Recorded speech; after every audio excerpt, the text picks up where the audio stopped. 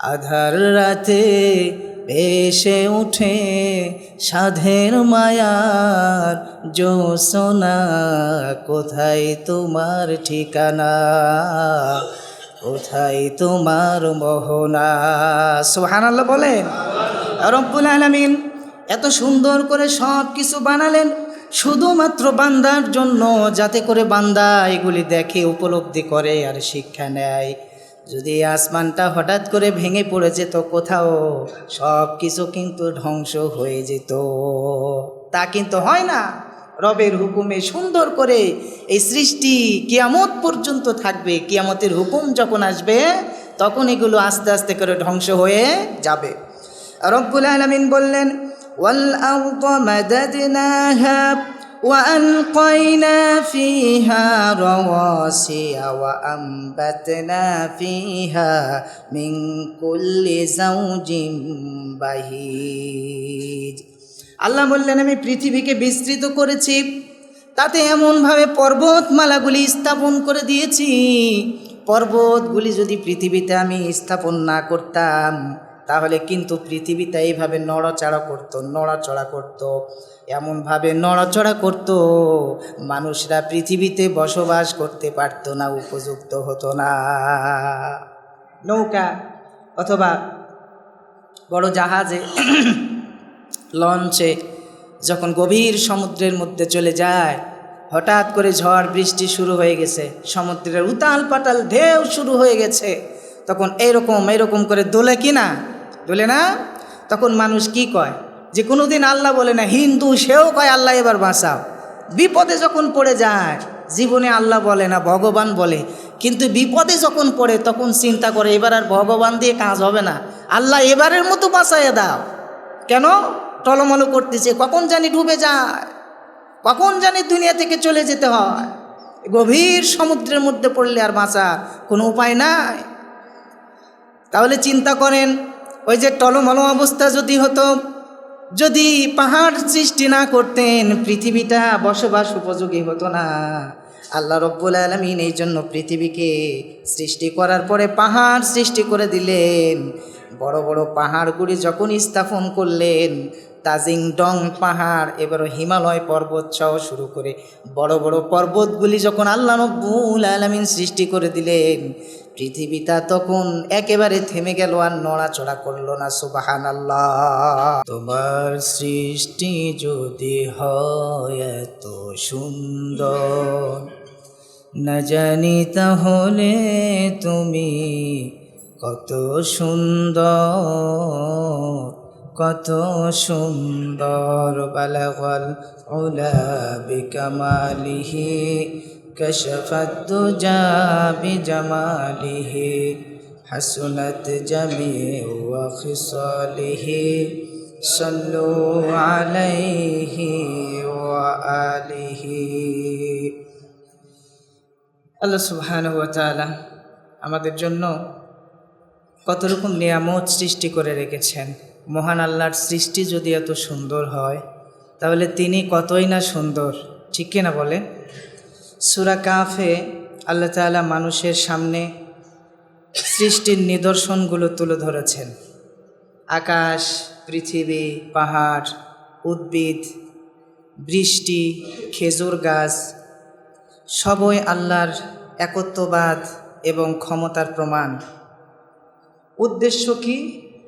মানুষ যেন আল্লাহর প্রতি কৃতজ্ঞ হয়, তার দিকে গুনাহ ছেড়ে দিয়ে ফিরে যায়, বিভ্রান্তি থেকে মুক্তি পায়।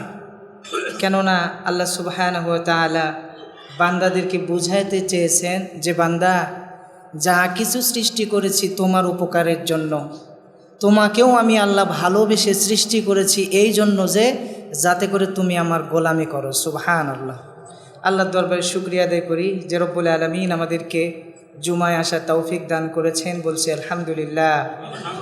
দরুদ বর্ষিত হোক বিশ্বনবী জনাবি মুহাম্মদুর রাসূলুল্লাহ সাল্লাল্লাহু আলাইহি ওয়াসাল্লামের প্রতি। প্রিয় মুসল্লিবৃন্দ, সূরা কফ থেকে আমরা আলোচনা শুনব। গত জুমায় 1 থেকে 5 নম্বর আয়াত পর্যন্ত আমরা আলোচনা করেছিলাম। ধারাবাহিক তাফসিরে আজকে 6 নম্বর আয়াতের আলোচনায় আমরা যেতে চাই। মূল কথা হচ্ছে আল্লাহ পাকের উদ্দেশ্য হচ্ছে সুম্মা ইলাইনা তুরজাউন, যে বান্দাকে তার রবের কাছেই ফিরে যেতে হবে। এটাই হলো মেন মেসেজ, যে আমরা যা করি না কেন আল্লাহর কাছেই আমাদেরকে ফিরে যেতে হবে। এজন্য রব্বে কারীম আমাদেরকে এই সূরার আয়াতগুলির মধ্যে শিক্ষণীয় এবং গুরুত্বপূর্ণ কিছু নিয়ামতের কথা বলতেছেন, যেগুলো থেকে যেন আমরা শিক্ষা গ্রহণ করি।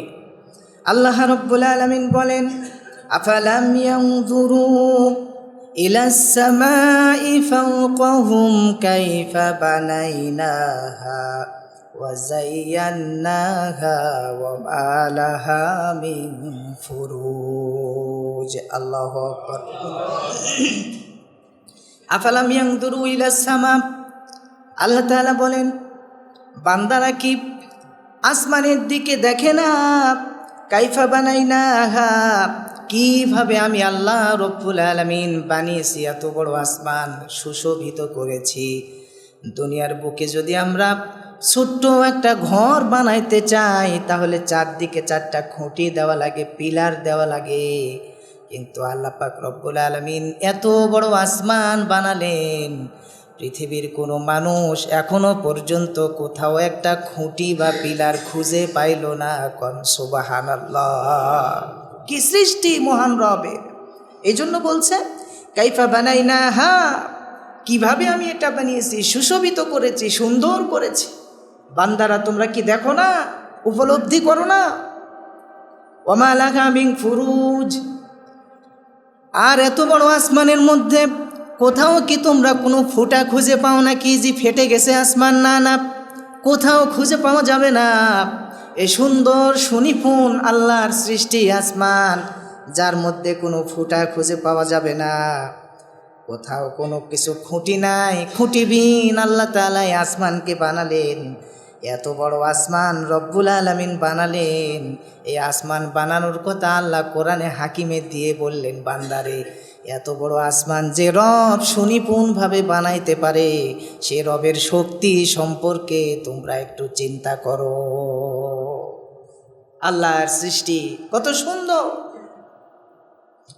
সম্মানিত সুদীপ, রব্বুল আলামিন অন্য আয়াতে বললেন, মা তারা ফি খালকির রহমানি মিন তাফাবুত ফারজি'ল বাসারা হাল তারা মিন ফুতুর সুম্মা আরজি'ল বাসারা কাররাতাইনি ইয়ানকালিব ইলাইকাল বাসারু খাসিআন ওয়া হুয়া হাসীর।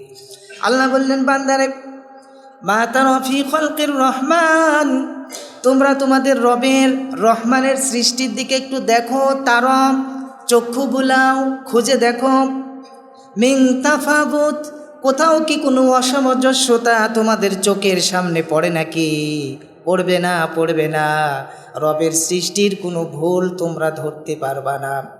এই আসমানের দিকে যদি তাকাও, দেখতে দেখতে, ত্রুটি খুঁজতে খুঁজতে তোমাদের চক্ষুগুলি এক সময় ক্লান্ত শ্রান্ত হয়ে ফিরে চলে আসবে, কিন্তু তোমাদের রবের কোনো সৃষ্টির মধ্যে কোনো ভুল তোমরা কখনো খুঁজে পাবা না। সুবহানাল্লাহ, কি সৃষ্টি আমাদের রবের, কত সুনিপুণ, সুন্দর করে বানিয়েছেন আমাদের জন্য সব কিছু।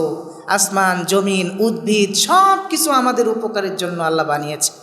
সম্মানিত সুধী, এই জন্য আল্লাহ পাক রব্বুল আলামিন আকাশের সৌন্দর্য এবং নিকুততা, আকাশ থেকে আল্লাহর মহিমা স্মরণ করার জন্য আল্লাহ পাক এগুলো বানিয়েছেন, যাতে বান্দা স্মরণ করে। আকাশের শৃঙ্খলা, এগুলি সব দেখে বান্দার ইমানকে দৃঢ় করবে। আল্লাহর সৃষ্টি বান্দা দেখবে আর উপলব্ধি করবে যে আল্লাহ কত সুন্দর করে এগুলি বানালেন। এ সব কিছু আল্লাহ, যে রব এত সুন্দর করে বানাইতে পারে, সে রবের শক্তি কত, সে রবের ক্ষমতা কত। এই জন্য আল্লাহ পাক এই সুন্দর সুনীল আকাশ বানালেন আমাদের জন্য। কত সুন্দর আকাশ, কোনো রকম ভুল নাই, কোনো রকম ফুটা নাই। কে বানালো, কে কারিগর? যারা আল্লাহর সৃষ্টি নিয়ে গবেষণা করতে গেছে, কত বিজ্ঞানী গবেষণা করতে গিয়ে ঈমান নামক সম্পদ অর্জন করে ফেলেছেন। সুবহানাল্লাহ। ও আকাশ কেন নীলিম তুমি, ও রাত কেন আধার তুমি, কোথায় তোমার ঠিকানা, কোথায় তোমার মোহনা। ও আকাশ কেন নীলিম তুমি, ও রাত কেন আধার তুমি, কোথায় তোমার ঠিকানা, কোথায় তোমার মোহনা। কোন সে প্রেমিক এমন করে গড়িয়েছে এই ধারা, সাগর নদী পাখ পাকালি চলে আপন ঠিকানায়। আধার রাতে ভেসে উঠে সাধের মায়ার জোছনা, কোথায় তোমার ঠিকানা, কোথায় তোমার মোহনা। সুবহানাল্লাহ বলেন। রব্বুল আলামিন এত সুন্দর করে সব কিছু বানালেন শুধুমাত্র বান্দার জন্য, যাতে করে বান্দা এগুলি দেখে, উপলব্ধি করে আর শিক্ষা নেয়। যদি আসমানটা হঠাৎ করে ভেঙে পড়ে যেত কোথাও, সব কিছু কিন্তু ধ্বংস হয়ে যেত। তা কিন্তু হয় না। রবের হুকুমে সুন্দর করে এই সৃষ্টি কিয়ামত পর্যন্ত থাকবে। কিয়ামতের হুকুম যখন আসবে তখন এগুলো আস্তে আস্তে করে ধ্বংস হয়ে যাবে। রব্বুল আলামিন বললেন, ওয়াল আরদা মাদাদনাহা وألقينا فيها رواسي وأنبتنا فيها من كل زوج بهيج। আল্লাহ বললেন, আমি পৃথিবীকে বিস্তৃত করেছি, তাতে এমনভাবে পর্বতমালাগুলি স্থাপন করে দিয়েছি। পর্বতগুলি যদি পৃথিবীতে আমি স্থাপন না করতাম তাহলে কিন্তু পৃথিবীতে এইভাবে নড়াচড়া করতো, এমনভাবে নড়াচড়া করতো মানুষরা পৃথিবীতে বসবাস করতে পারতো না, উপযুক্ত হতো না। নৌকা অথবা বড় জাহাজে লঞ্চে যখন গভীর সমুদ্রের মধ্যে চলে যায়, হঠাৎ করে ঝড় বৃষ্টি শুরু হয়ে গেছে, সমুদ্রের উতাল পাতাল ঢেউ শুরু হয়ে গেছে, তখন এরকম করে দোলে কি না, দোলে না? তখন মানুষ কি কয় যে কোনোদিন আল্লাহ বলে না, হিন্দু সেও কয় আল্লাহ এবার বাঁচাও। বিপদে যখন পড়ে যায় জীবনে আল্লাহ বলে না, ভগবান বলে, কিন্তু বিপদে যখন পড়ে তখন চিন্তা করে এবার আর ভগবান দিয়ে কাজ হবে না, আল্লাহ এবারের মতো বাঁচাইয়া দাও। কেন? টলমলো করতেছে, কখন জানি ডুবে যায়, কখন জানি দুনিয়া থেকে চলে যেতে হয়। গভীর সমুদ্রের মধ্যে পড়লে আর বাঁচার কোনো উপায় নাই। তাহলে চিন্তা করেন, ওই যে টলমলো অবস্থা যদি হতো, যদি পাহাড় সৃষ্টি না করতেন পৃথিবীটা বসবাস উপযোগী হতো না। আল্লাহ রব্বুল আলামিন এই জন্য পৃথিবীকে সৃষ্টি করার পরে পাহাড় সৃষ্টি করে দিলেন। বড় বড় পাহাড়গুলি যখন স্থাপন করলেন, তাজিং ডং পাহাড়, এবার হিমালয় পর্বত সহ শুরু করে বড় বড় পর্বতগুলি যখন আল্লাহ রব্বুল আলামিন সৃষ্টি করে দিলেন, পৃথিবীটা তখন একেবারে থেমে গেল, আর নড়াচড়া করলো না। সুবহানাল্লাহ। এরপরে সুন্দর করে জোড়ায় জোড়ায় আল্লাহ পাক রব্বুল আলামিন উদ্ভিদ সৃষ্টি করে দিলেন, যা থেকে আমাদের শিক্ষা নেওয়া উচিত।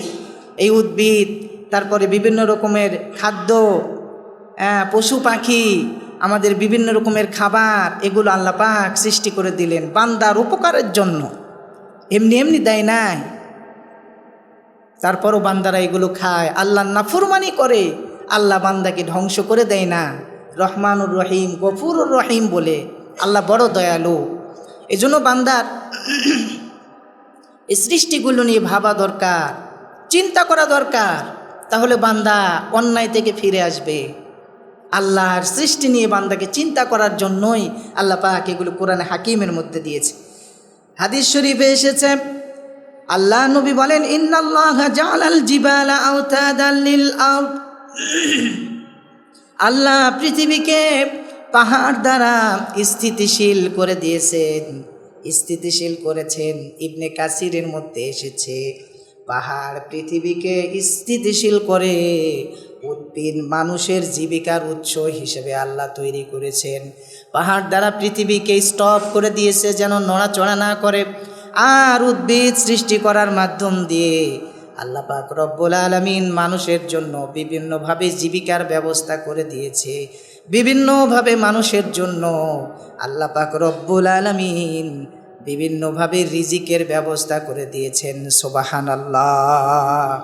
যা থেকে মানুষ রিজিক পেয়ে থাকে, এই জন্য আল্লাহ বলছে কুলু মিন তাইয়্যিবাত, তোমরা পবিত্র থেকে হালাল রিজিক থেকে ভক্ষণ করো, কিন্তু কি করো না, কখনো তোমরা রিজিককে অপচয় করো না। সম্মানিত উপস্থিতি, সাহাবীরা পাহাড় দেখে আল্লাহর স্মরণ করতেন, আল্লাহর শক্তির কথা স্মরণ করতেন। এত বড় সুবিশাল শক্তিশালী পাহাড়গুলি যে রব সৃষ্টি করেছেন, ওই রবের শক্তি কতই না বেশি, ওই রবের ক্ষমতা কতই না বেশি। এই আয়াত থেকে শিক্ষা হচ্ছে পৃথিবীর স্থিতিশীলতা আল্লাহর নিয়ামত, খাদ্য অপচয় করা যাবে না। যে রিজিকগুলি আল্লাহ আমাদেরকে দিয়েছে এগুলো নিয়ামত, এগুলো অপচয় করা যাবে না। যাকে যতটুকু রিজিক দিয়েছে সেটা সঠিকভাবে খেতে হবে, সঠিকভাবে মানুষের মাঝে পৌঁছায় দিতে হবে। কখনো আমাদের মাধ্যম দিয়ে যেন রিজিক যেন নষ্ট না হয় সেই দিকে খেয়াল করা লাগবে। রিজিক নষ্ট করলে অপচয়কারী হয়ে যাব।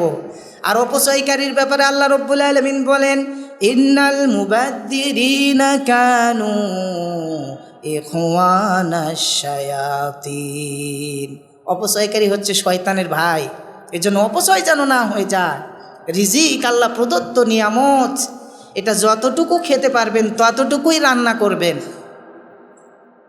কোনো কোনো পরিবারে অতিরিক্ত বেশি রান্না করে খাবারগুলি ফেলে দেওয়া হয়, খাবার ফেলে দেওয়া হয়। আবার মাছের কাঁটা থেকে শুরু করে অন্য কোনো জিনিস উচ্ছিষ্ট খাবার, এটা অনেক সময় কেউ কেউ পানির মধ্যে দিয়ে দেয়। খাওয়া শেষ পানিতে দিয়েছে, আচ্ছা পানিতে দিলে ওই উচ্ছিষ্ট খাবারের যে স্বাদ এটা কিন্তু নষ্ট হয়ে যায়। পানিতে না দিয়ে রেখে কুকুর বিড়ালকে দিলে তারা কিন্তু খেয়ে নিতে পারবে। মাছের কাঁটা, গোস্তের হাড্ডি তারা একটু মজা পাবে, কিন্তু পানিতে দিলে ওই স্বাদটা নষ্ট হয়ে যাবে। এই জন্য যে কোনো খাবার যতটুকু প্রয়োজন ততটুকু রান্না করা, আর যদি বেঁচে যায় নষ্ট না করা, কোনো না কোনো কাজে লাগানো। কারণ অপচয়কারী যদি আমি হয়ে যায় শয়তানের ভাই হয়ে যাব। আল্লাহ পাক আমাদের হেফাজত করেন, আমরা বলি আমিন। রব্বুল আলামিন বলেন, তাবসিরাতাও ওয়া যিকরা লিকুল্লি আবদিন মুনিব।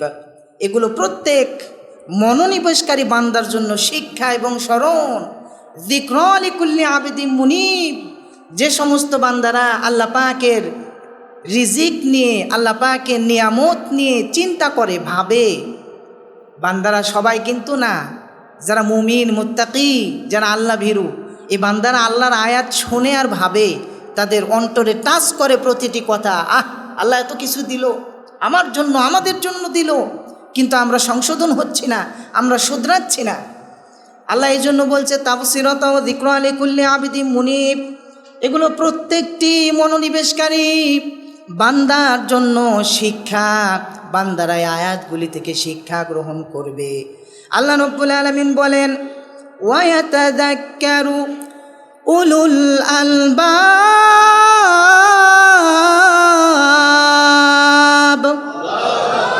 যারা জ্ঞানবান বান্দা, এই জ্ঞানবান বান্দারা আমার এই আয়াতগুলি থেকে শিক্ষা গ্রহণ করবে। আল্লাহর আয়াত থেকে যারা মুমিন মুত্তাকি জ্ঞানবান বান্দা, এরা শিক্ষা গ্রহণ করে অন্যায় থেকে ফিরে আসবে। সুবহানাল্লাহ। এজন্য আল্লাহর আয়াতগুলি নিয়ে বোঝা, উপলব্ধি করা, চিন্তা করা। আল্লাহর আয়াত আপনাকে অন্যায় থেকে ফিরাবে। এজন্য মসজিদে এসে ধারাবাহিক তাফসিরে মনোযোগী হওয়া, বসেছেন কোনো কিছু মাথায় না রাখা, একেবারে সরাসরি কোরআন থেকে তাফসির আপনি মনোযোগ দিয়ে শুনবেন। আল্লাহ পাক আপনাকে হেদায়েতের নূর পয়দা করে দিবে ইনশাআল্লাহ। হাদিস শরীফে এসেছে, আল্লাহ নবী বলেছেন, আল্লাহর নিদর্শনগুলো বান্দাদের জন্য শিক্ষা, যে তার দিকে ফিরে আসে। আল্লাহর দিকে যারা ফিরে আসবে ওই সমস্ত বান্দাদের জন্য শিক্ষা। আর যারা আল্লাহর দিকে ফিরে আসবে না, নিমকহারাম বান্দা, আল্লাহর নিয়ামত খায়, আবার আল্লাহর হুকুমের নাফরমানি করে। আছে না নাই বলেন? কত বান্দা আছে যারা আল্লাহর নিয়ামত খায়, আল্লাহ যে আল্লাহ বানাইলো সে আল্লাহর হুকুমও মানে না, অমান্য করে চলে। এরা কি হবে? উলাইকা কাল আনআম বাল হুম আদাল উলাইকা হুমুল গাফিলুন।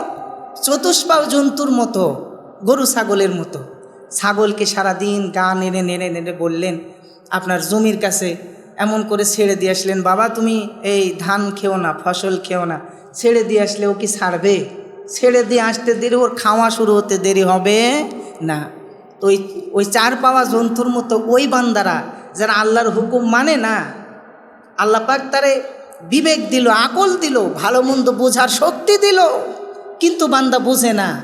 আজান হয়, নামাজে আসে না, জানে যে জেনা করা হারাম তাও জেনা করে, খাওয়া হারাম তাও সুদ খায়। ও জানে ঘুষ দেওয়া অপরাধ তাও ঘুষ দেয়, ওজনে কম দেওয়া অপরাধ, জানার পরে ওজনে কম দেয়, মানুষরে ঠকায়, অন্যায়ভাবে মানুষের জমি দখল করে। এই সমস্ত বান্দারা হচ্ছে ওই চতুষ্পাও জন্তু, গরু ছাগলের মতো নিকৃষ্ট। এদের জন্য আল্লাহ পাক জাহান্নাম নির্ধারণ করে রেখেছে। সম্মানিত ভাইরা, এই জন্য আয়াতগুলি থেকে আমাদেরকে শিক্ষা নিতে হবে। হযরত আবু দারদা রাদিয়াল্লাহু তাআলা আনহু বলেন, প্রকৃতির প্রতিটি দৃশ্য আমাদেরকে আল্লাহর দিকে ফিরিয়ে নেয়। যারা প্রকৃত মুমিন বান্দা, যারা আল্লাহ রব্বুল আলামিনের নিয়ামতগুলি দেখবে আর শিক্ষা গ্রহণ করবে, সুবহানাল্লাহ। আল্লাহর দিকে মনোনিবেশ করা জরুরি, গুনাহ থেকে তওবা করে ফিরে আসা জরুরি। যে কোনো সময় মৃত্যু এসে যেতে পারে, এজন্য আল্লাহর নিয়ামত দেখা আর শুকরিয়া আদায় করা, কৃতজ্ঞতা আদায় করা। যে বান্দা আল্লাহর নিয়ামত খায়, যে বান্দা আল্লাহরে ভালো রাখলো, চাকরি দিল, রিজিক দিল, অথচ সেই বান্দা আল্লাহকে সিজদা দেয় না, ওর চাইতে হতভাগা কপালওয়ালা আল্লাহর জমিনে আর হতে পারে না।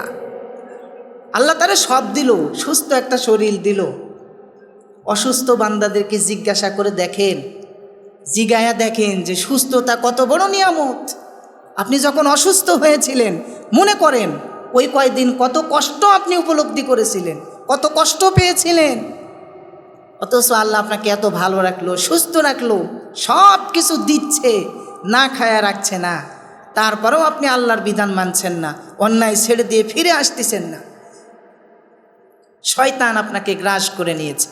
এখনো সময় আছে, তওবা করে ফিরে আসে, আল্লাহ কবুল করেন। আমরা সবাই বলি আমিন। সম্মানিত মুসল্লিনে কেরাম, আল্লাহ রব্বুল আলামিন দুনিয়ার বুকে আমাদেরকে পাঠালেন, আর কোরআন নামক সংবিধান আমাদেরকে দিয়ে দিলেন।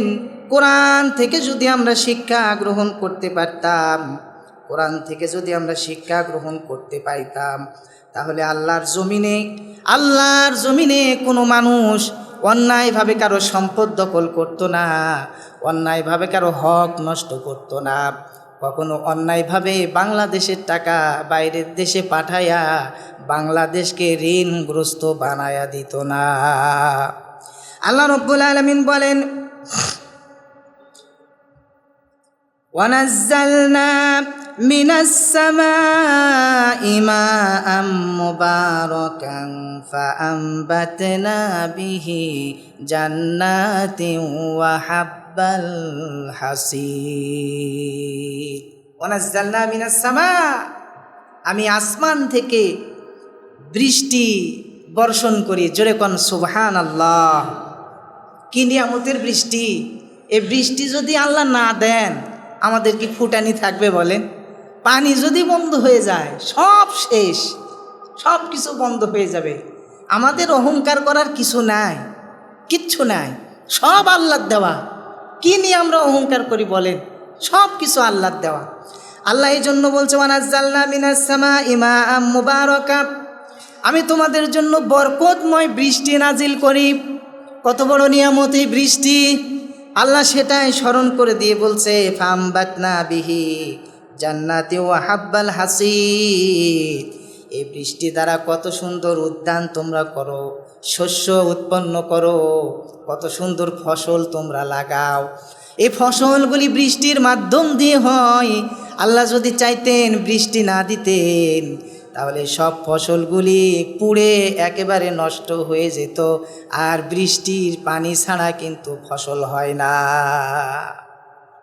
কি নিয়ামত বৃষ্টি আল্লাহ পাক আমাদেরকে দিয়েছে সম্মানিত সুধী। এজন্য ভাবুন, আল্লাহর নিয়ামতের শেষ নাই, তারপরও বান্দা আল্লাহর শুকরিয়া আদায় করে না, আল্লাহর গোলামি করতে চায় না। আল্লাহ পাক রব্বুল আলামিন অন্য আয়াতের মধ্যে বললেন, ওয়া আনজালনা মিনাস সামাই মাআন ফাআখরাজনা বিহি আজওয়াজাম মিন নাবাতিন শাত্তা। আল্লাহু আকবার। সূরা নাহলের মধ্যে আল্লাহ বললেন, আমি আকাশ থেকে বৃষ্টি বর্ষণ করি আর তা দ্বারা তোমরা উদ্ভিদ উৎপন্ন করো। এই বৃষ্টি যদি না দিতাম তোমাদের ফসলগুলি সব নষ্ট হয়ে যেত, পুড়ে যেত, ছারকার হয়ে যেত। বৃষ্টির কারণেই তোমরা এত সুন্দর সবুজ শস্যগুলি ফলাও, সব কিছু এই বৃষ্টির কারণেই হয়। তোমরা লাগিয়ে দিয়ে চলে আসো, মনে করো না এগুলো তোমরা উৎপন্ন করো, আমি রব্বুল আলামিন বীজ দেই বলে তোমাদের গাছের মধ্যে বীজ আসে, ফল আসে। আল্লাহ না দিলে কিন্তু আসবে না। সব কিছুর স্রষ্টা রব, এই জন্য তিনি আমাদেরকে স্মরণ করে দিচ্ছেন। হাদিস শরীফে এসেছে, আল্লাহ নবী বলেন, জুইলাত লাহাস সামাউ মা'আর রাহমা। নবীজি বলেছেন, বৃষ্টি আমাদের জন্য আল্লাহ রব্বুল আলামিনের পক্ষ থেকে রহমত। এই জন্য যখন বৃষ্টি হয় বান্দা যেন শুকরিয়া আদায় করে। সবচাইতে বড় নিয়ামত হলো, বেশ কিছু নিয়ামতের মধ্যে গুরুত্বপূর্ণ নিয়ামত হলো আল্লাহ রব্বুল আলামিনের পক্ষ থেকে বৃষ্টি। সুবহানাল্লাহ। এই জন্য বান্দা কোন নিয়ামতকে অস্বীকার করবেন বলেন? এই জন্য আল্লাহ সূরা রহমানে বলেছেন, ফাবিআইয়ি আলাই রব্বিকুমা তুকাদ্দিবান।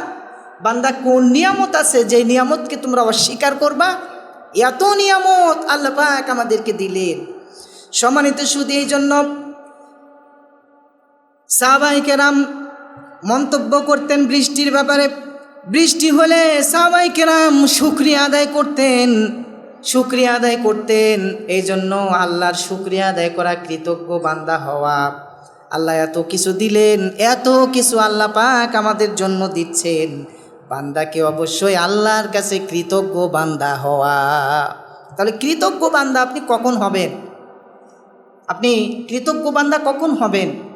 যখন আল্লাহর বিধান মেনে চলবেন, তখন আপনি কৃতজ্ঞ বান্দা হবেন। কিছু মানবেন, কিছু মানবেন না, তাহলে প্রকৃত কৃতজ্ঞ বান্দা হওয়া যায় না। যখন আল্লাহর হুকুম পরিপূর্ণভাবে আপনি মেনে নিতে পারবেন, তখন আপনি প্রকৃত কৃতজ্ঞ বান্দা হতে পারবেন। মালিকের কাজ করে কয়েকজন কর্মচারী, তার মধ্যে একজন কর্মচারী বেশি মেনে চলে। মালিক যা বলে জি জি সব কিছু মেনে চলে, যেভাবে বলে প্রত্যেকটা হুকুম মেনে চলে, কোনো উল্টাপাল্টা করে না।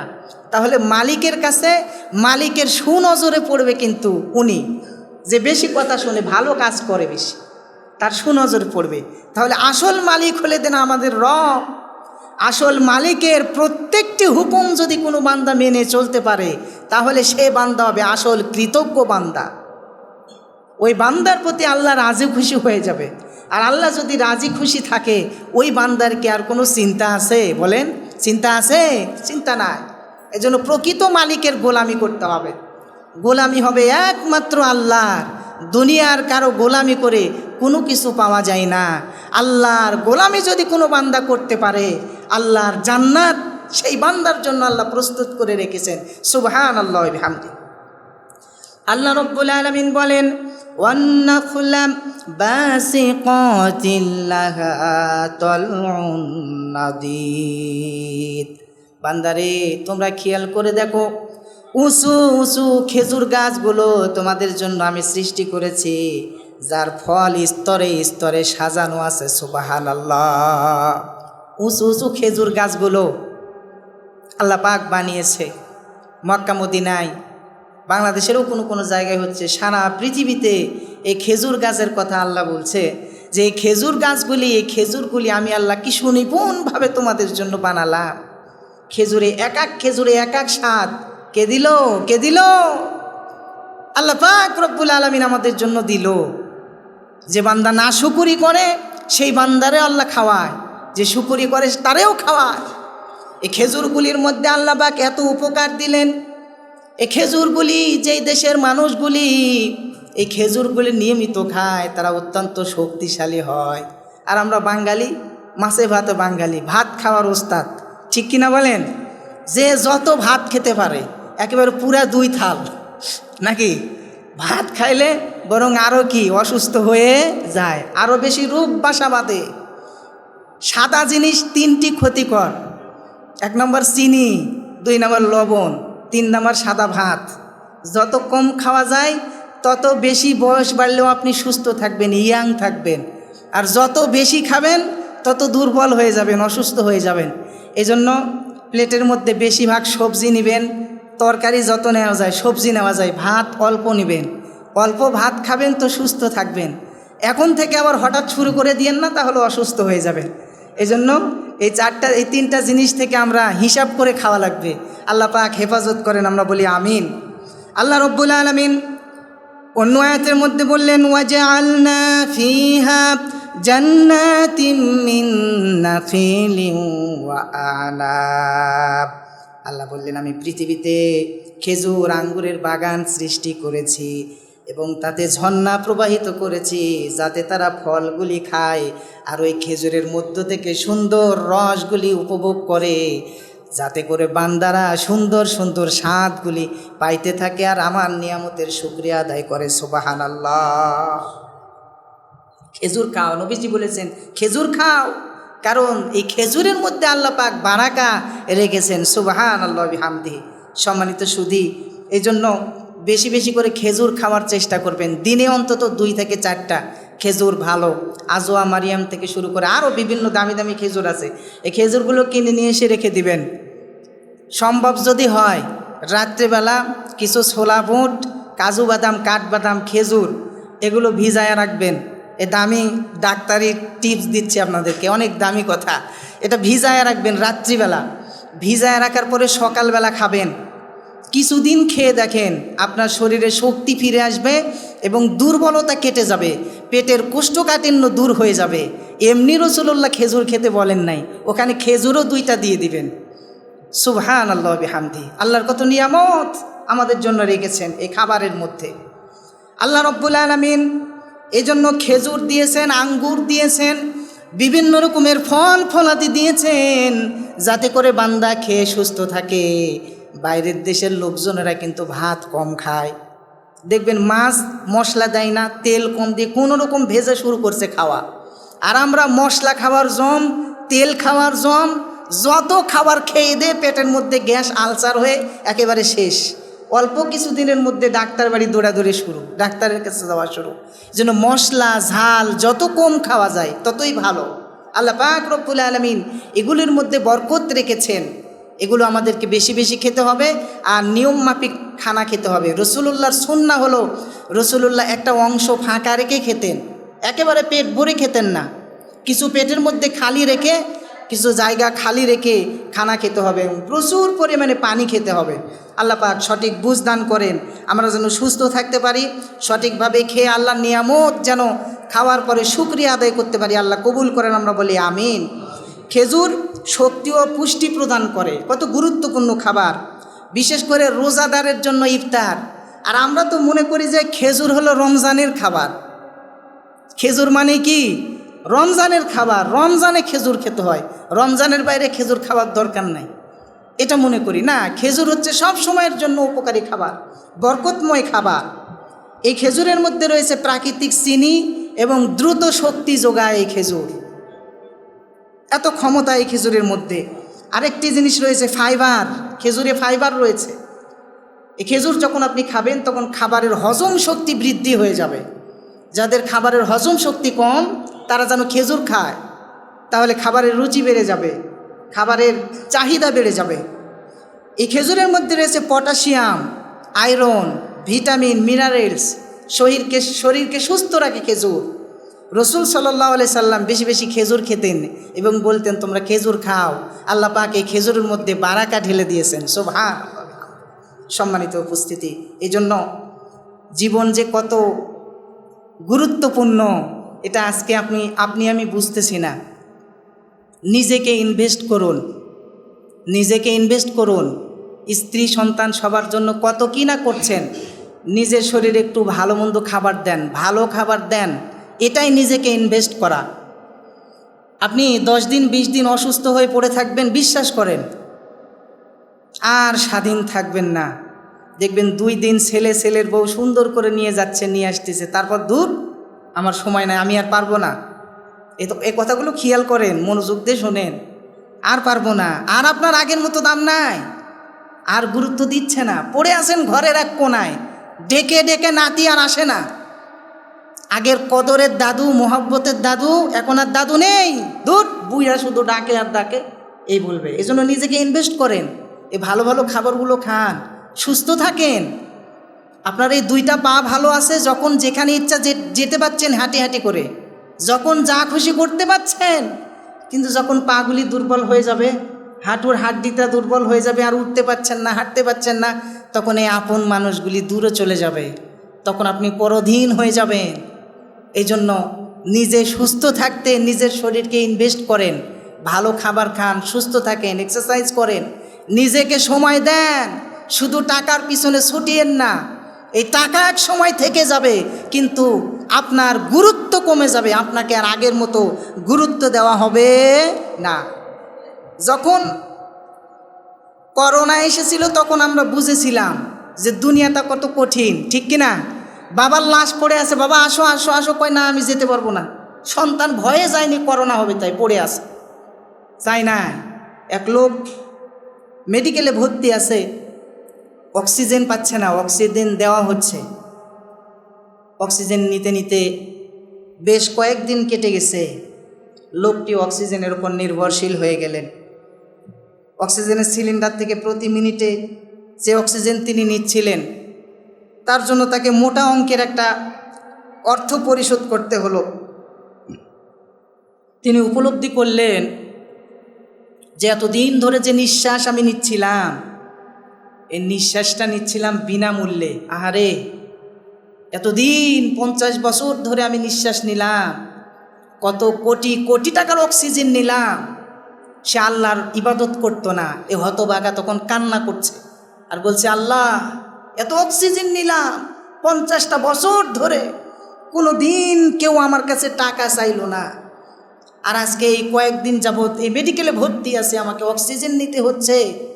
তারপর তিনি শুকরিয়া আদায় করলেন এবং বুঝলেন যে স্বাস্থ্যই সবচেয়ে বড় নিয়ামত, সুস্থ থাকায় বড় নিয়ামত, দম্ভ অহংকার করে কোনো লাভ নাই।